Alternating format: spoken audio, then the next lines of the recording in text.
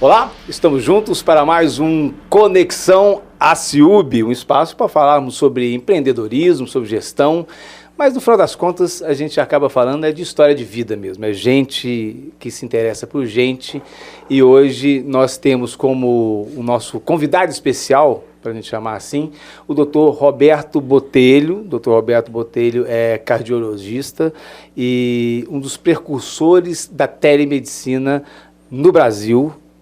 Fundador de... Bom, eu não vou ficar falando muito do seu currículo, doutor Roberto Botelho, primeiro, que já quero agradecer o senhor pela presença aqui.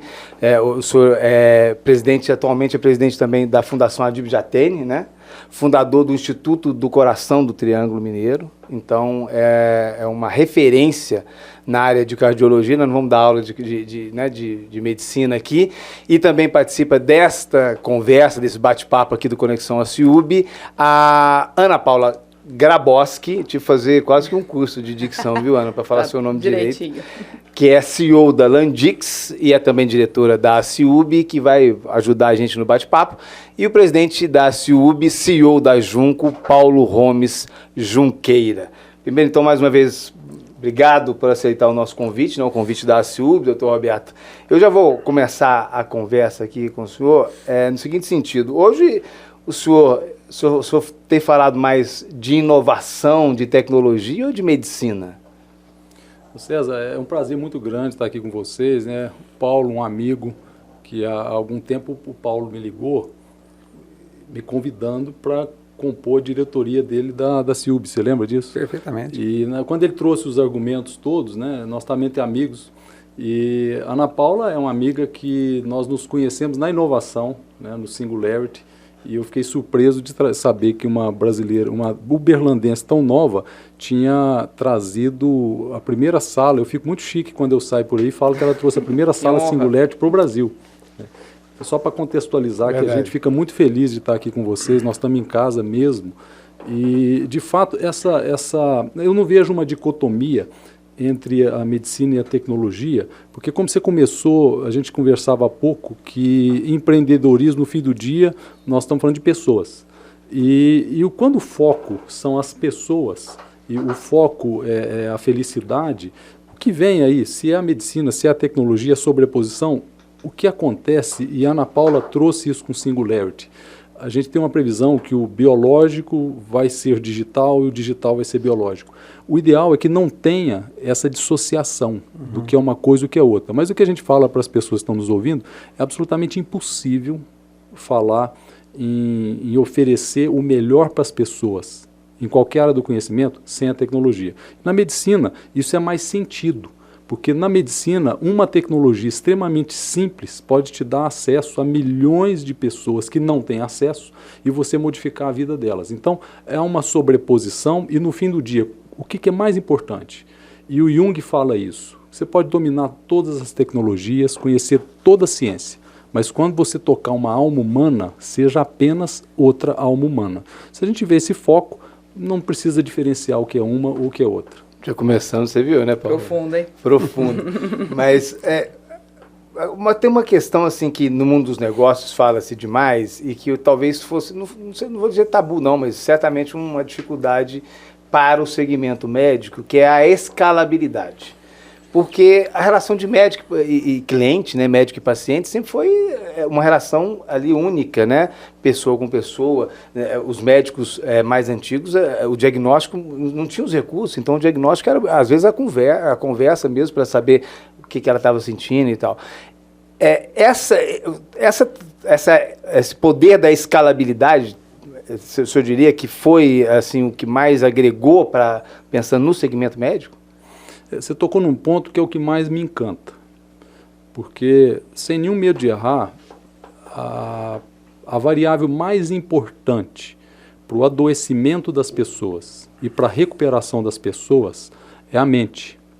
Então a gente vê pessoas que têm uma doença orgânica, uma obstrução no coração, mas ela está boa de mente, aquele coração convive com aquela obstrução. Então a mente é fundamental. E quanto mais a gente vive como médico, eu tenho mais de 30 anos de formado, mais a gente percebe que a relação humana ela é imprescindível e ela é a mais importante para essa relação, desde diagnóstico até de cura. Agora, você tocou nesse ponto, eu vou te dar um exemplo concreto, né? E uma vez eu fui questionado com relação à telemedicina, afastar o médico do paciente e trazer mais frieza. E eu dei um exemplo, num debate, eu estava num debate com um médico, ele atacando a telemedicina e eu tinha que defender. Nós fizemos um programa de telemedicina para atender o infarto. E nesse programa nós atendemos 800 mil pessoas. Dessas 800 mil, nós diagnosticamos 8 mil infartos. E dos 8 mil, nós tratamos 4 mil. Então, nós tratamos 50% dos diagnosticados. Qual é a média de tratamento no Brasil? 5%. Então, nós aumentamos em 10 vezes o tratamento. E a mortalidade? A média brasileira, está publicado, era 25% de mortalidade. Nós reduzimos para 5%. Aí eu pergunto para a filha do paciente que teve um infarto e foi salvo por telemedicina, se ela está preocupada em não ter tido contato físico com o médico. Não, ela quer que o pai dela esteja vivo. Então esse é um exemplo claro que a tecnologia ajuda muito quando o médico não pode ir lá, mas ela jamais vai substituir. Concluindo, o que é uma frase de um professor de Harvard, ele diz que os médicos que não usam tecnologia serão substituídos pelos médicos que usam e não pela tecnologia. Então, porque isso é uma discussão, né, que tem muito na área, quando fala-se inovação e tecnologia, né, Ana? Que é as máquinas substituindo as pessoas, né? E isso eu acho que vai muito ao encontro do que está falando o Dr. Roberto, né? E vai ter muita mudança, né? Eu acho interessante a gente olhar para o passado para entender um pouco melhor qual que vai ser o nosso futuro. Computadoras eram as mulheres que computavam e elas deixaram de existir e os computadores começaram a existir. Só que, em compensação, milhares de milhões de vagas foram criadas para operar esses computadores. Então, existe uma mudança do comportamento do mercado de trabalho, né? E às vezes as pessoas se preocupam porque é rápido, está sendo rápido essa mudança, está sendo muito rápido. Então, você tem que se adaptar rápido. Mas a cada emprego que deixa de existir, vários outros são gerados, né? Então, olhar para essa mudança como uma oportunidade, né? E eu acho que a classe médica, ela aquela mesma discussão que a gente tinha do Uber e do táxi, né, da resistência. Tem muita gente na classe médica que entendeu que mudou, que tem que se adequar, tem que usar isso a favor. É mais paciente por dia, é mais precisão no diagnóstico, é um maior acompanhamento no pós-operatório, no pré-operatório, é cruzamento de informações, é ter previsão do que vai acontecer antes de acontecer. Isso ajuda o trabalho do médico, me corrija se eu estiver falando errado, né? Então, o médico consegue ter muito mais qualidade no seu atendimento se ele usar as ferramentas a favor dele. E às vezes coisas simples, dar uma ferramenta adequada para a secretária gerenciar a agenda. Não precisa falar só daquilo mais moderno. São coisas simples que podem ser utilizadas no dia a dia, que melhora para o médico, para a clínica, para o paciente, para o tempo, para a fila, como a fila funciona. E depois você vai trazendo mais complexidade, mais abstração, até chegar em centro cirúrgico, até chegar em genética, em coisas muito mais complexas que vão aumentar ainda mais a longevidade do ser humano, dando muito mais oportunidade de empreendedorismo dentro da área. Então, é muito positivo o cenário. E o César tocou num ponto, Ana Paula, que ele me fez uma pergunta sobre escala. Como que a escala impacta nisso? O maior desafio hoje da saúde do mundo inteiro, e aqui não é diferente, e vocês veem isso, né, a CIUB vê isso muito bem, é a inflação da saúde. O problema hoje mundial é acesso, porque a inflação da saúde é muito maior que a inflação fora da saúde. Então, a cada dia que passa, o número de pessoas que têm acesso a uma cobertura de saúde diminui, por causa de custo. E quando a gente fala de escala, muda a conta, e a escala, ela baixa custo, como você diz, melhora a eficiência, cria processo. Para voltar no meu exemplo, nesse exemplo da rede de infarto, o que aconteceu? A Deloitte fez um estudo. O custo do infarto no Brasil é 22 bilhões de reais ano. Eu acho que é um pouco mais. Dinheiro. É um pouco mais. Eu acho que ele chega a uns 30. Com esse projeto, nós fizemos um estudo de custo-efetividade em São Paulo, no Hospital Santa Marcelina, e com esse projeto de telemedicina, rede de infarto, nós reduzimos o custo pela metade. Então, se implementássemos isso, e há muito pouco tempo eu estava conversando com o Ministério da Saúde para implementar, nós reduziríamos o custo Brasil de infarto em 11 bilhões de reais. Ô, Paulo, isso é mais do que uma reforma da Previdência. Então, quando você Além falou... de salvar vidas, né? Então, vidas considerado como uma prioridade, porque então, na maioria das vezes a gente fala que você vai implementar tecnologia para salvar a vida, e o grande desafio é que isso custa caro. Agora, esse ciclo inverteu por causa da tecnologia. Então, a tecnologia, os processos e a escala, eu daria para vocês uns 15 exemplos que são disruptivos, e essa matéria, que é uma matéria que o mundo inteiro vai querer assistir, porque nós temos exemplos disruptivos. Process mining. Só de colocar process mining em qualquer rede de hospital, ou qualquer rede de saúde... Explica um pouquinho melhor para o que é esse processo. É você colocar inteligência artificial para acompanhamento dos processos. Por exemplo, uma pessoa chega hoje no hospital, você já viveu isso? Você lembra que você chega no hospital com um pedido de um médico, está lá um pedido do convênio X para fazer um procedimento. Aí a secretária pega aquele pedido e encaminha para o convênio. O convênio pega o pedido, analisa e autoriza. Depois volta para o hospital. Depois o hospital te chama para ir lá para o procedimento. Você entra no centro cirúrgico, faz, os médicos fazem, colocam os materiais, eles juntam a conta. Essa conta volta para o hospital. O faturamento do hospital organiza a conta e manda para o convênio. O convênio vê a conta, audita, corta alguns itens, que é chamado glosa, e devolve para o hospital. O hospital pega aquilo, discorda... Então já gastou. Já gastou. Ele discorda, devolve para o convênio, dizendo esse ciclo aqui no nosso hospital dias, né? Levava 61 dias. Colocamos o acompanhamento da conta por inteligência artificial, ele reduziu para 21. E no fim do ano, qual foi a surpresa, Paulo?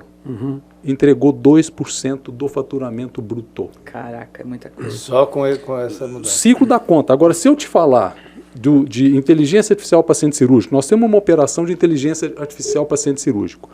Essa operação, ela é assustadora. Assustadora. Ao longo da conversa eu posso dar exemplos para vocês, que são exemplos da gente cair da cadeira. Então não dá para viver sem isso. Mas qual que é a grande guinada? Que você foi no ponto. Qual que é a grande guinada? Há 10 anos atrás, quando a gente falava de uma nova tecnologia que chegou na saúde, os gestores, a ANS, o ministro e tal, assustavam. Vem aumento de custo. Hoje é o contrário. Olha, tem uma tecnologia no armário que o time da Ana Paula está fazendo, porque o time da Ana Paula é assim, eles criam aquelas coisas inteligentes e quando eu chamo um gestor, porque antes eu telefonava para qualquer gestor, falava, olha, eu quero mostrar um projeto tal, eles não queriam me receber, porque ia aumentar custo. Agora, os processos, os projetos, a inteligência, a tecnologia, a escalabilidade, o cuidado com a gestão do dado, com a jornada do dado. Esse cuidado com a jornada do dado, o que a gente fala? No fim do dia, nós temos uma janela de oportunidade que ela é extremamente otimista. Então, pela primeira vez, a gente pode colocar um olhar otimista. E quando nós falamos de Brasil, terceiro mundo, nós temos uma oportunidade tão grande de resolver um gap. O nosso gap para o primeiro mundo era inalcançável. Inalcançável. Não dava para a gente comparar o nosso sistema com o sistema inglês, o NHS. Impossível. Hoje já é absolutamente alcançável e, Paulo, a gente tem alguns modelos que o Brasil gera exemplo para exportar para lá, por causa de vocês. Então, nós temos uma dívida muito grande, o profissional de saúde, o gestor de saúde, uma dívida muito grande. Eu costumo dizer que antes o cara se formava em medicina, ele era um médico. Hoje eu falo para os alunos, você é um indivíduo com algumas habilidades. Por enquanto, você tem uma habilidade médica, mas você tem que ter as outras, sair do silo e juntar essas outras habilidades para que, preferivelmente, quem vai ser o profissional útil para a sociedade? Porque o sucesso é ser útil para a sociedade. Quem vai ser o profissional útil? Aquele que você não consegue identificar. Você olha para ele e fala, eu não sei o que é esse indivíduo, eu não sei se ele é gestor, eu não sei se ele é TI, não sei se ele é médico, mas se no fim do dia você não souber, mas ele é humano. O objetivo dele, se ele focar nas pessoas, o doutor Adib falava isso, foca nas pessoas. Aí esse halo de habilidades, que você já não sabe mais qual, ele vai beneficiar a pessoa. Aí eu somo a questão que você trouxe muito a ótica do hospital, a ótica do médico, né? Aí eu falo como paciente e pelos projetos que a gente fez junto, acho que a tecnologia ela permitiu que o setor de saúde tivesse visibilidade sobre o quão complexo é ser um paciente passando por um procedimento. Então você consegue criar formas de fazer esse processo, porque ninguém vai fazer uma cirurgia feliz, ninguém vai fazer um cateterismo, vou acordei hoje, vou fazer um cateterismo.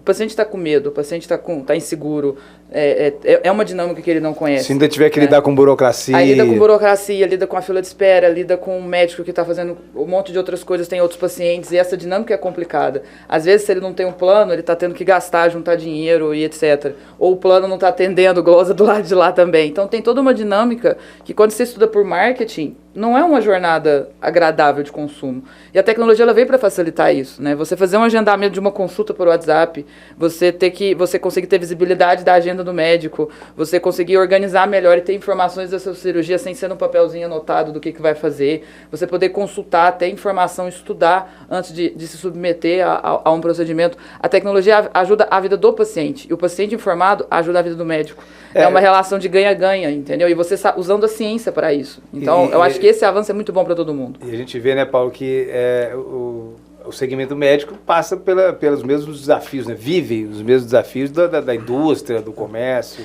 Nós falamos aqui de algumas coisas, né? E acho que é muito importante compreender, e acho que o Dr. Roberto, na verdade, quando a gente olha para ele, é mais ou menos isso, é não ter medo de inovar, Perfeito. Não ter medo de evoluir.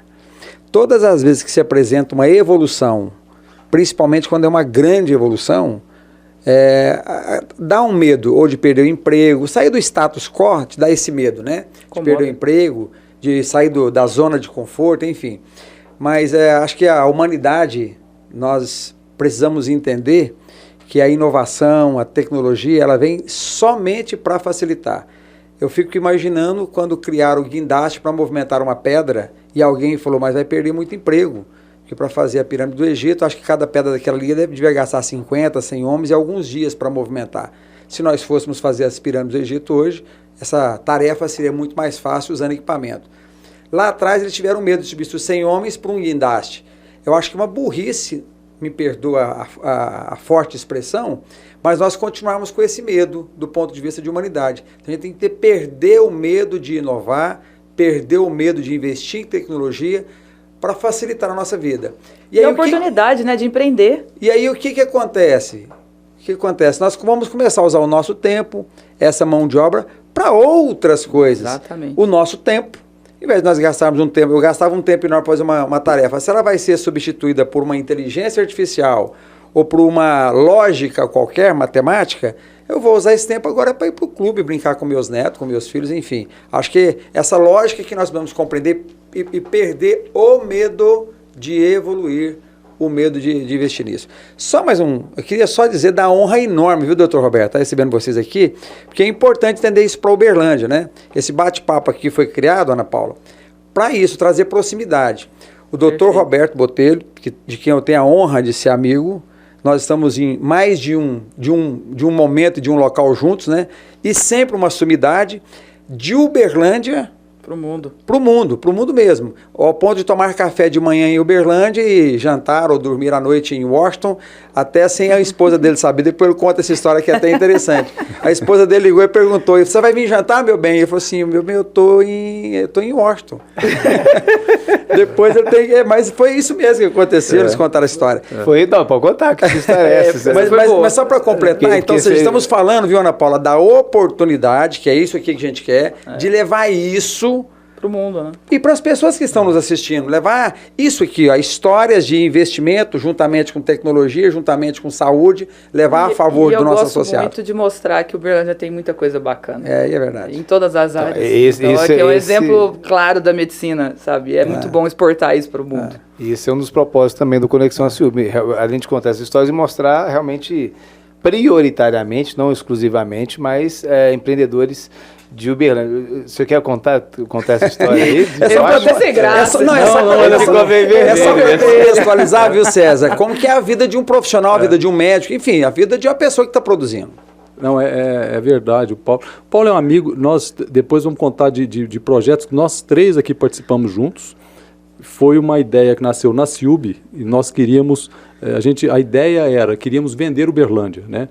Com saúde. E a Ana Paula trouxe um pessoal de marketplace, que era um dos maiores do Brasil e tal, liderado pela CIUB, e nós começamos a discutir o projeto. O projeto está vivo, mas já virou uma startup de alguém que fez e já captou. Então a gente tem uma experiência realmente que é um prazer muito grande e estar aqui com vocês para contar essas histórias. E das histórias que a gente tira um exemplo para as pessoas, né, da agenda.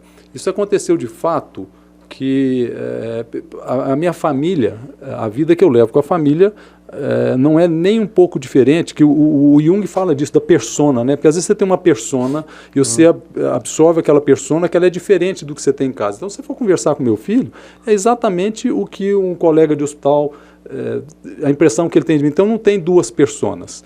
E a família já habituou a isso, porque essa vida dinâmica que você tem que... em todas as instâncias, entendeu? É isso, pronto, ela habituou e esse foi um dia que não estava programada a viagem, mas aconteceu numa ligação e que tinha que resolver as coisas rápido, e eu estava programado de fazer um voo de São Paulo para cá, para Uberlândia, almoçar em casa e estar aqui.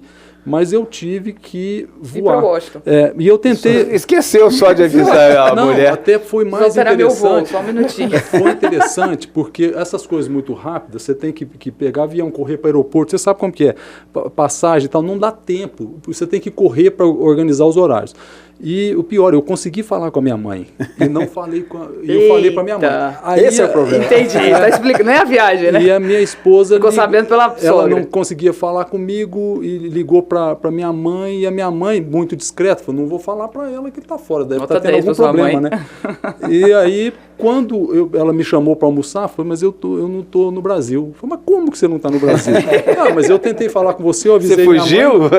E ela falou, não, mas falei com a sua mãe agora de manhã. Eu falei, deve estar com Alzheimer, você sabe, esquece e tal. Então, realmente aconteceu. Mas qual o recado que a gente traz disso? É interessante o recado.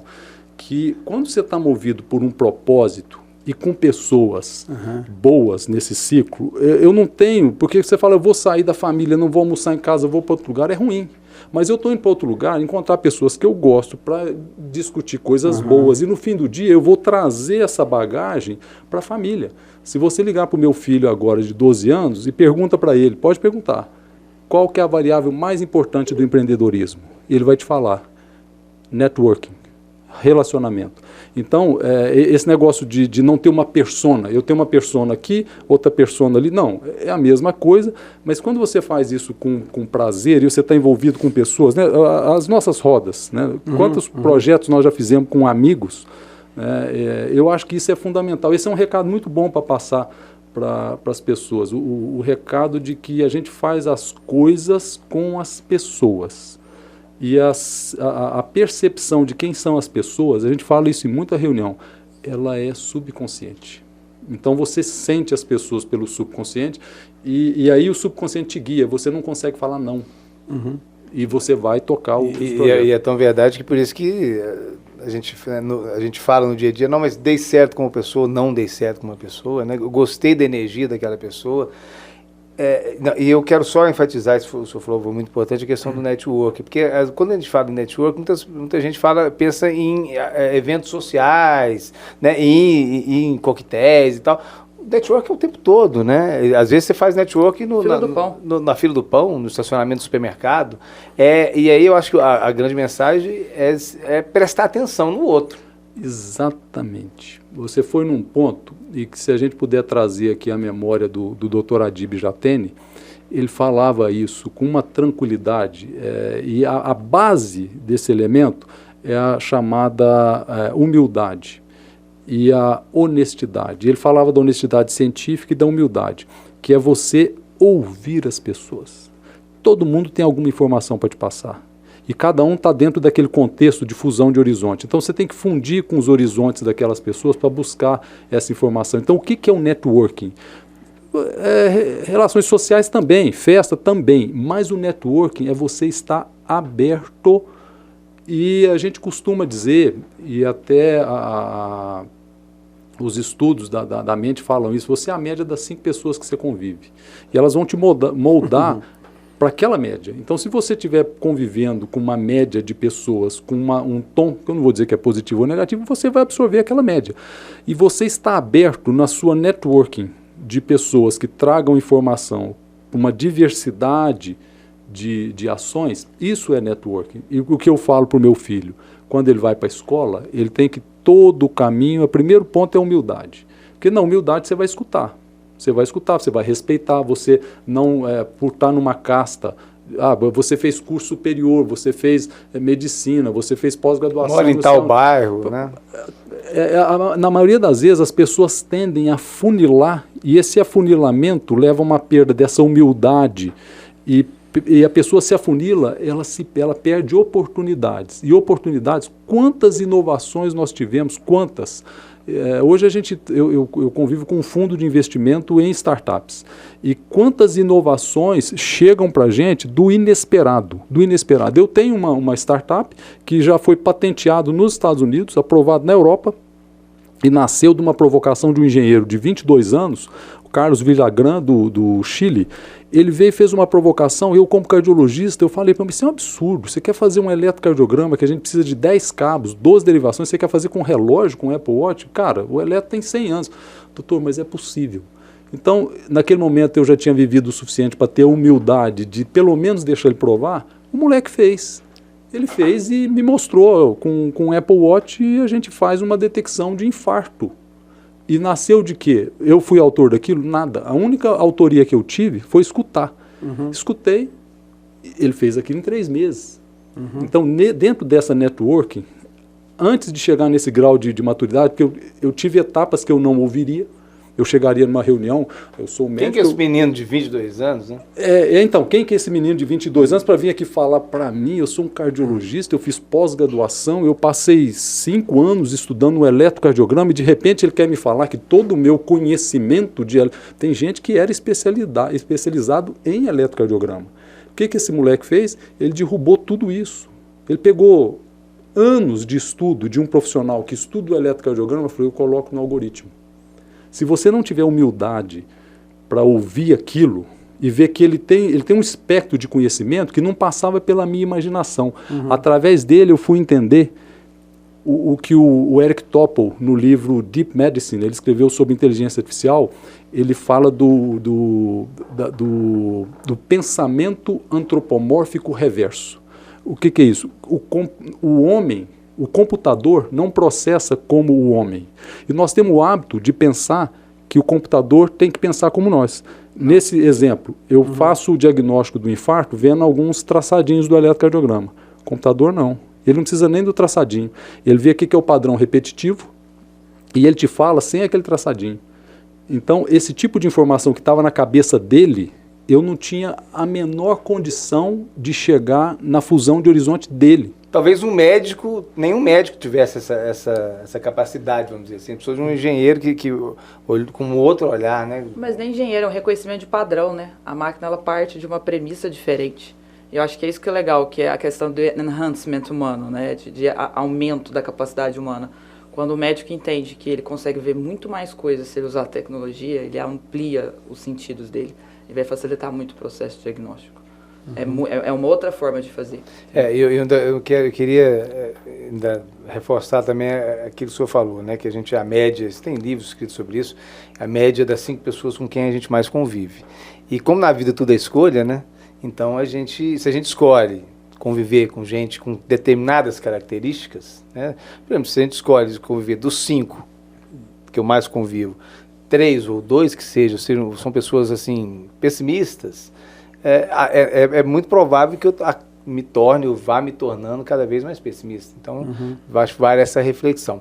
Mas eu queria voltar lá no início, porque um pouco no início, né, principalmente desse processo de inovação voltado para a telemedicina, a criação da telemedicina. O senhor falou que hoje está mais fácil, porque hoje você consegue levar um projeto para um hospital, né, para um convênio médico, e dizer, olha, esse projeto se paga. Ele é viável, ele se paga, ele vai melhorar muito, vai reduzir custo e vai aumentar a eficiência. Seja em escalabilidade, seja em velocidade, que é outro fator que é determinante, principalmente quando se refere à cardiologia. Então, mas lá atrás não, nós estamos falando do final da década de 1990. Então, assim, o custo operacional era muito alto. O que o senhor fez para conseguir, né, empreender nesse universo sem esse argumento a favor de que a coisa se pagava?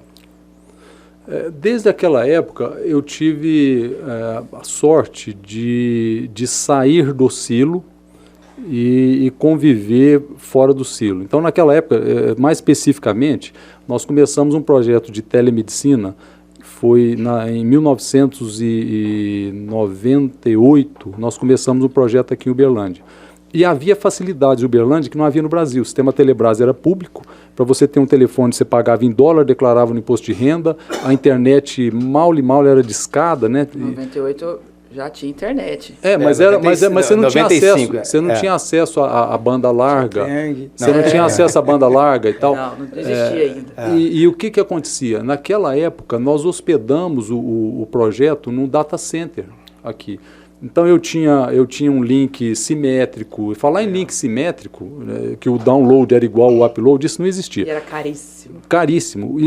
Então o que aconteceu? Eu acho que a conspiração dos deuses, eu chamo isso de arquétipo de subconsciente coletivo, essa conspiração dos deuses me trouxe para um ambiente extremamente favorável. E nesse ambiente extremamente favorável, ele conseguiu navegar por ambientes. Então você falou do custo. A Ana Paula falou, o custo era muito grande da banda larga, ninguém iria fazer, mas nós usamos uma fibra ótica que tinha aqui em Uberlândia, conectando Brasília a São Paulo, nós usamos aquela fibra que estava subutilizada. E ali a gente fez uma prova de conceito, que ninguém faria. Quem iria investir nisso? O hospital não iria, telecom não iria, então a gente tinha oportunidade. Então nós usufruímos de um ambiente que era muito favorável. Então eu não sei te dizer, mas me parece que já havia um conhecimento antecipado, isso também está bem documentado no estudo da mente, havia um conhecimento antecipado de algumas pessoas, né, o Dr. Adib, quando ele resolveu trazer isso para cá, para Uberlândia, depois ele me apresentou o Dr. Luiz Garcia. Você participou dessa conversa, e o Dr. Luiz Garcia já tinha conversado com o Osiris Silva para ver se passava a fibra. O Dr. Osiris Silva, que foi o criador da Embraer, esteve conosco também. Então é uma conspiração de fatores, mas aí eu volto para o ponto aqui. O que acontece? Você tem que estar com os poros, os receptores abertos para sair do silo e escutar essas pessoas. Então foi uma circunstância. Então, por um período muito longo... E network também, né? De novo é o tal do network, porque o senhor tinha uma relação muito próxima com o ex-ministro Adib Jatene, que já tinha morado na adolescência em Uberlândia, conhecia o Dr. Luiz Alberto Garcia da Algar. Talvez, sem esse conhecimento, sem essa conexão, fosse mais difícil. Não, certamente seria mais difícil, talvez seria até inviável. Eu queria te fazer uma pergunta, ao Dr. Botelho, que é o seguinte, porque quando a pessoa forma em medicina, assim que a gente pensa, né, ela pensa logo em montar um consultório, comprar os melhores equipamentos de um consultório, e de repente o Dr. Roberto Botelho, no meu entendimento, ele deixou de estar atrás de uma mesa, recepcionando o paciente, e foi atrás de alternativa para ajudar muita gente, que é a escala, né? Eu estou falando escala aqui não é no sentido econômico, não. É de quanto mais pessoas eu posso ajudar, colocando de novo a pessoa no centro, né? Como foi isso?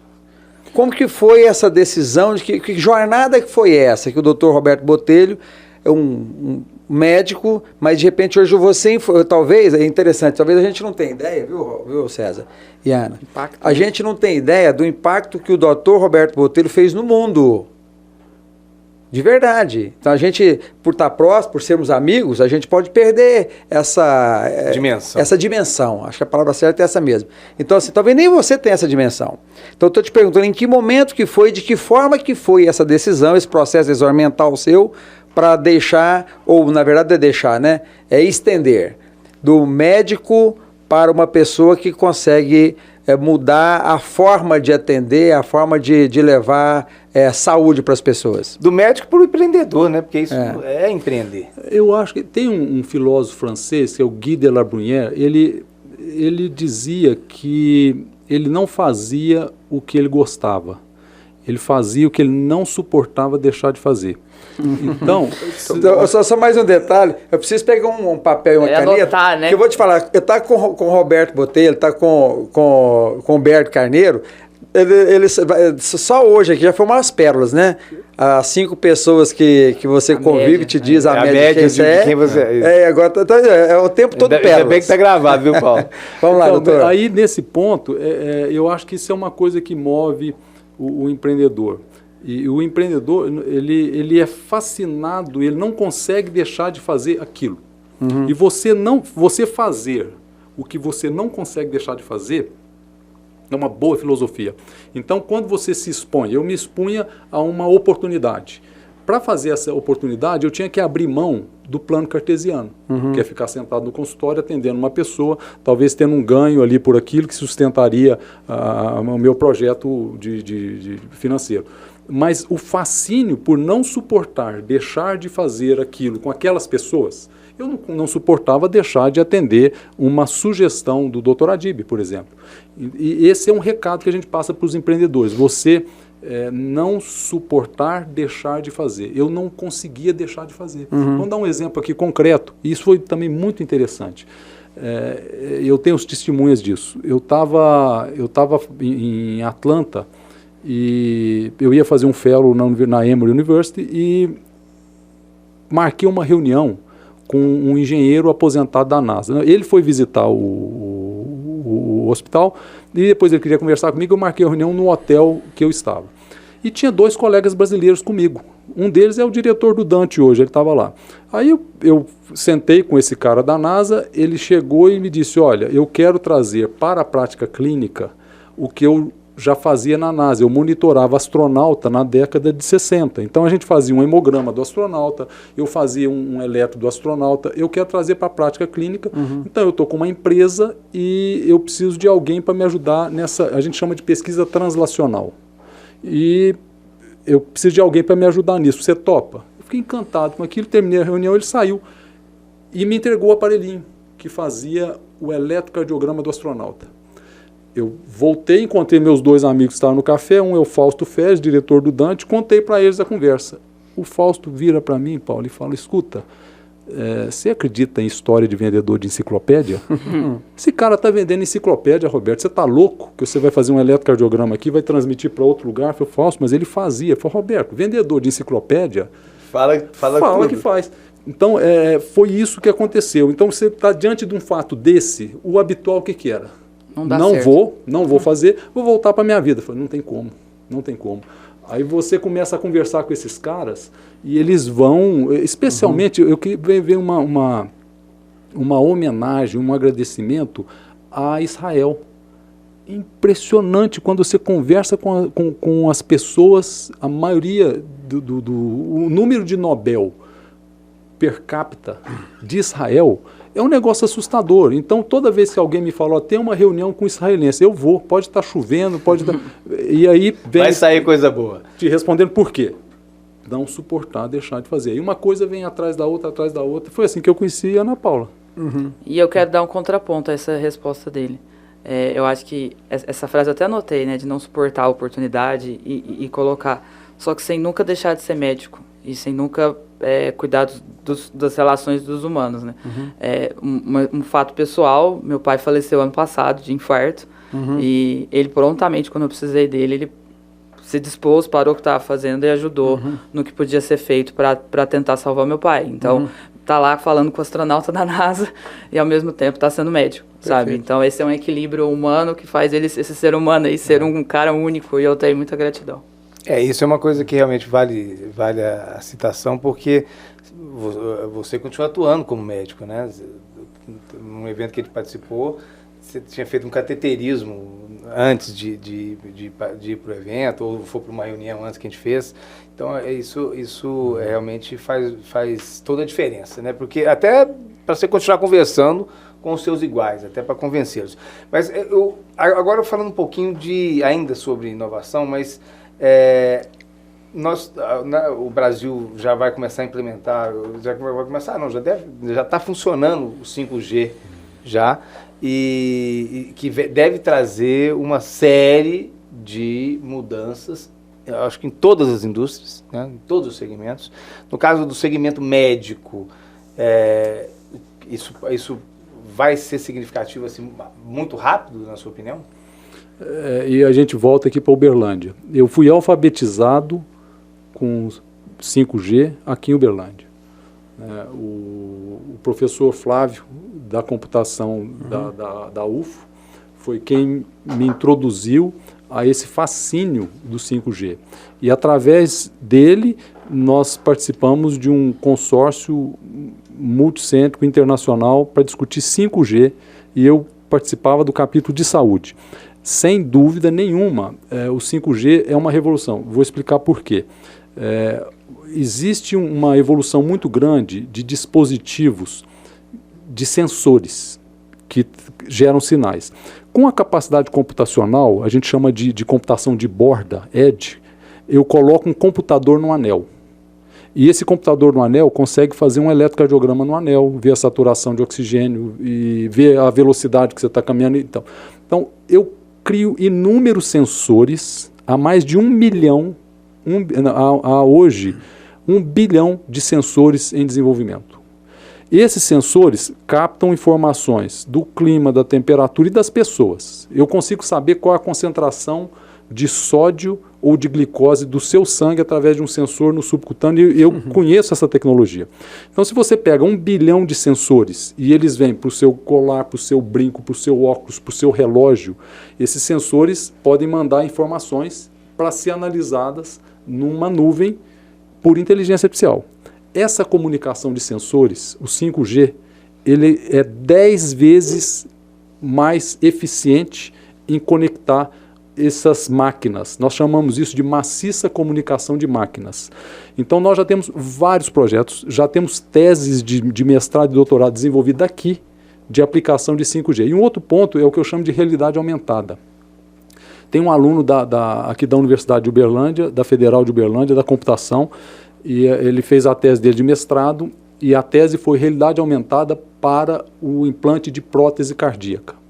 Então, o médico, para colocar uma prótese no coração, uma válvula por catéter, ele tem que fazer um planejamento maluco do tamanho da prótese, da altura, se inclina para lá, se inclina para cá, é um planejamento horroroso. Com realidade aumentada, você consegue pegar um protótipo dessa prótese, eu pego a tomografia do paciente, eu chego e encaixo com realidade aumentada. Com 5G, agora a nossa próxima fase é a pesquisa online, que eu vou fazer o procedimento, em vez de eu ficar olhando para vários planos uniplanares da tela do computador, da tela do ultrassom, não, eu vou colocar um óculos de realidade aumentada e vou entrar com 3G dentro da cavidade do coração daquele paciente. O 5G me permite fazer isso. Além de fazer isso tudo remoto. Com robô, né? Então, as aplicações eu ficaria 2 dias, e o que eu falo para vocês? Volta para o que você falou. Tem alguma coisa mais fascinante do que isso? Não tem, não tem. E isso pode ser usado para o bem e para o mal. Então, é preciso ter pessoas com foco no bem, porque à medida que você começa a lidar com esses dados em nuvem, vem sequestro de dados, etc, etc. Mas o 5G, você tocou no ponto, hoje é o braço de inovação em saúde que mais me encanta, e há hoje no Food and Drug Administration, o FDA americano, que regula as aprovações de remédios e dispositivos, há hoje mais de 200 wearables, relógio, pulseira, sensores aplicados para aprovação. Um que já foi aplicado com 100 estudos clínicos, nós já utilizamos na nossa prática. É um sensor de pele que chama Freestyle, do Abbott, que ele mede a sua glicemia, sem pegar o sangue. Agora, ele manda sinal por 5G para uma central que pode, com inteligência artificial, fazer a gestão do diabetes. Agora, se eu jogar os outros sensores, eu posso jogar a pressão arterial do diabético, eu posso jogar o que ele comeu, uma foto da comida. Nós já temos esse desenvolvimento dentro de casa. O que é isso? Gestão de crônicos. Para dar um número, a Teladoc comprou a Livongo. A Livongo faz essa gestão de crônicos. Pagou 1,9 bilhões de dólares nessa startup Livongo. Nós temos uma dessa, não vale 1,9 bilhões de dólares. Ainda. Mas nós temos uma dessa em desenvolvimento aqui. Em Uberlândia. Tá Uberlândia, mas com São Paulo. No Brasil. Brasil. Brasil. Interessante. Falando sobre 5G, de novo falando de Uberlândia e 5G, muito possivelmente Uberlândia vai ser a primeira cidade no Brasil a utilizar nas nossas comunicações o 5G, ou seja, aqui vai chegar primeiro, em função de tudo que acontece aqui em Uberlândia e das possibilidades que nós temos de ter gente especiais aqui, né, em diversas áreas, como temos aqui na sala 2 pessoas que eu considero muito especiais. Eu tive uma fábrica na Alemanha, doutor Roberto, e a gente estava fascinado com tudo. É uma fábrica de como você falou do coração, válvula, uma fábrica de válvula. Então é válvula para tudo. Então válvula pequenininha, minúscula, válvula maior. Mas enfim, válvula para tudo. E para conexão. Também é uma fabrica conexões para ser utilizado em computador, relógio.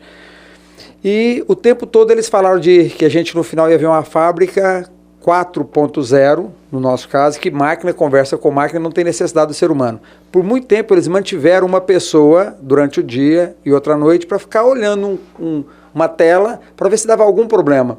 Já tinha alguns anos que eles tinham abandonado, porque nunca deu problema. Então, se nunca deu problema, por que eu vou precisar dessa pessoa aqui? Então, imagina uma fábrica que se abre a cortina e não tem ninguém trabalhando em nenhum turno e fabricando válvula. Uma coisa que é minuciosa, que o computador tem que conversar um com o outro, máquina falando com máquina. Por que eu estou trazendo esse exemplo? Para dizer que nós não precisamos ter medo da inovação e nem da tecnologia, primeiro porque ela já chegou, mas depois ela só vai vir para melhorar a vida das pessoas. Entendeu? Nós vamos conviver bem com isso. A minha geração, não a nossa, porque a de vocês ainda é diferente, mas a minha geração tinha muito medo disso o tempo todo. Era como se fosse um lobo mau. E eu estou só reafirmando isso. Nós não precisamos ter medo da inovação, e agora me referindo especialmente à inovação voltada para a vida humana que vem da medicina, porque certamente vai melhorar muito a nossa vida. Eu fico pensando só assim, a gente está falando que hoje já inclusive, não só é acessível, né, essa inovação voltada principalmente para o segmento médico, mas como ele normalmente se paga, né? Por que ainda está lento, vamos dizer assim? Eu acho que a pandemia, até que trouxe muito sofrimento, né, para tanta gente, para todos nós, em níveis diferentes, acelerou muito, né, esse processo, sem dúvida nenhuma. Mesmo assim, pelo menos olhando de fora, a impressão que a gente tem é que ainda há muita resistência, essa resistência que o Paulo está falando. E aí eu fico perguntando, será que é por medo ou também tem uma questão assim, econômica, vamos dizer assim? Eu também gosto muito desse tema, porque tem um autor, o Thomas Friedman, ele escreveu O Mundo Plano e agora o último livro dele foi Obrigado por Estar Atrasado, Thank You for Being Late. E nesse livro, Obrigado por Estar Atrasado, o cara que escreveu O Mundo Plano, ele diz que, ele mostra um gráfico que a capacidade humana de adaptação é linear e a transformação tecnológica é exponencial. E nesse gráfico ele mostra que a transformação tecnológica já ultrapassou no gráfico há muito tempo a capacidade humana. Então alguém precisa pegar a reta, porque são 2 curvas, alguém precisa pegar a curva linear do humano e trazer para a tecnologia, porque já ultrapassou. Então o humano hoje, nos seus conselhos, no seu regulatório, na legislação, não consegue mais, já ultrapassou há muito tempo. Então o que a tecnologia é capaz de fazer, o humano ainda não é capaz de entender.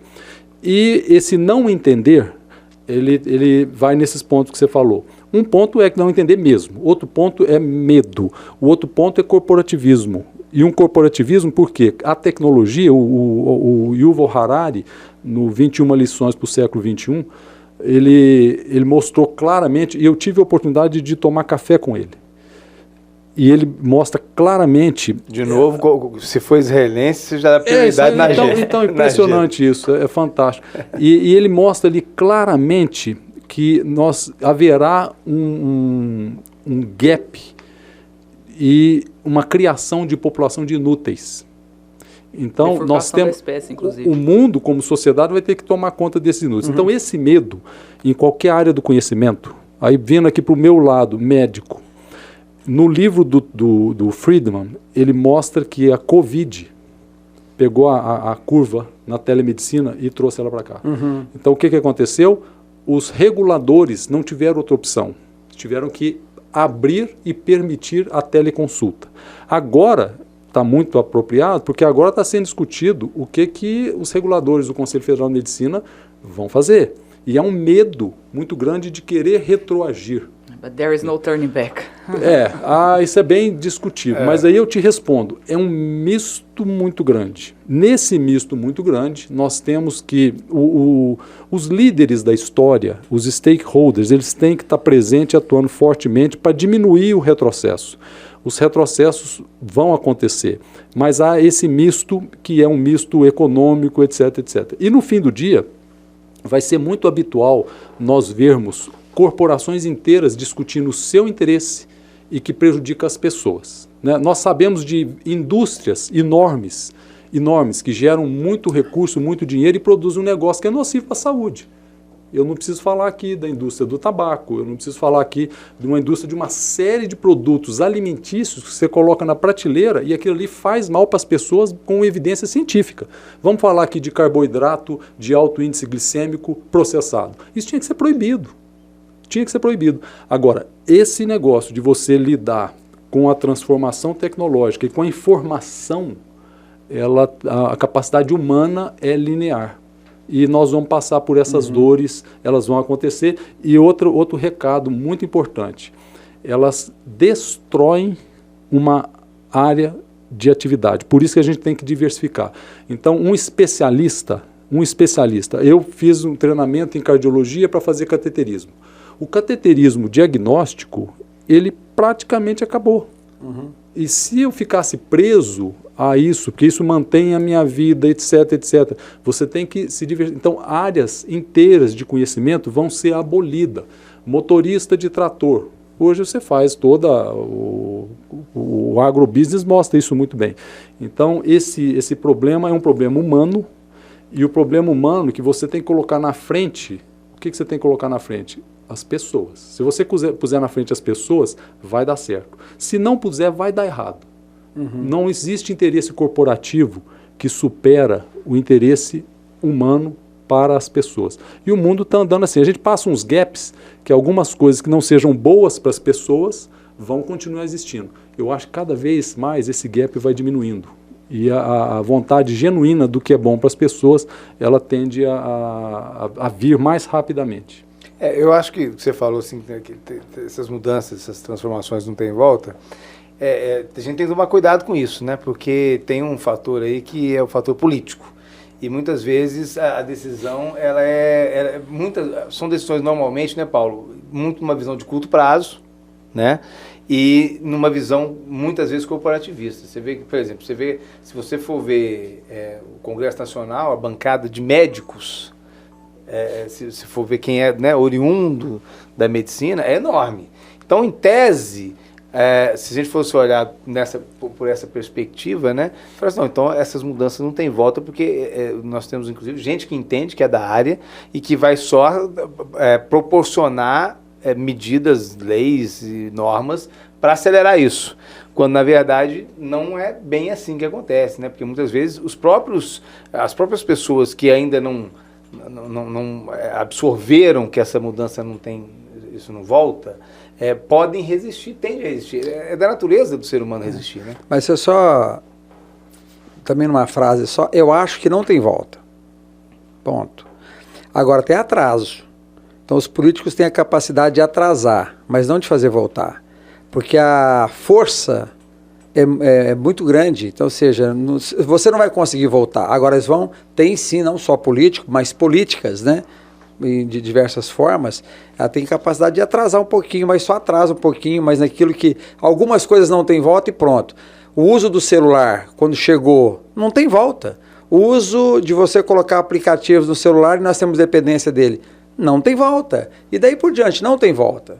Isso não é acho que nem da tecnologia, é do ser humano mesmo, né? Eu não vou lembrar o autor, igual ele cita tão bem, né? Mas tem uma frase que eu gosto muito, que a mente humana, uma vez que ela se expande, ela nunca mais retrai no mesmo lugar. Então, a partir do momento que você entende que existem coisas que te ajudam, que te fazem seu trabalho ser melhor, ou alguma coisa melhorar, seja você, seja para o próximo, seja para a sociedade, você não quer que volte. Isso aí. E quem quer que volte tem algum objetivo que não é perante o todo, que se fosse perante o todo, ela gostaria que aquilo se mantesse. Isso fica cada vez mais evidente através, hoje em dia, da internet, da imprensa livre, das redes sociais, que não tem como mais o lobby não ser exposto. Né? Quem está defendendo o fim da telemedicina hoje em dia? Quem ganha com isso? Quando você começa a fazer essas perguntas, isso se expõe, entendeu? Eu tenho uma preocupação, e a gente pode até se referir à literatura, né, aos pensadores, você fica livre de falar que não é a opinião do Roberto. Mas o Aldous Huxley escreveu em 1930 O Admirável Mundo Novo. Depois ele revisitou em 1950. E o Aldous Huxley disse lá que as massas despreparadas vão se multiplicar mais do que as massas preparadas. E a democracia é um modelo que vale a opinião e a vontade da maioria. Ele escreveu lá, não sou eu que estou falando, que a maioria é burra. E vai ficar cada vez mais. E essas massas dominarão mais. E a decisão do Congresso, não só aqui, mas em qualquer lugar do mundo, ela não é baseada, está lá uma bancada da medicina.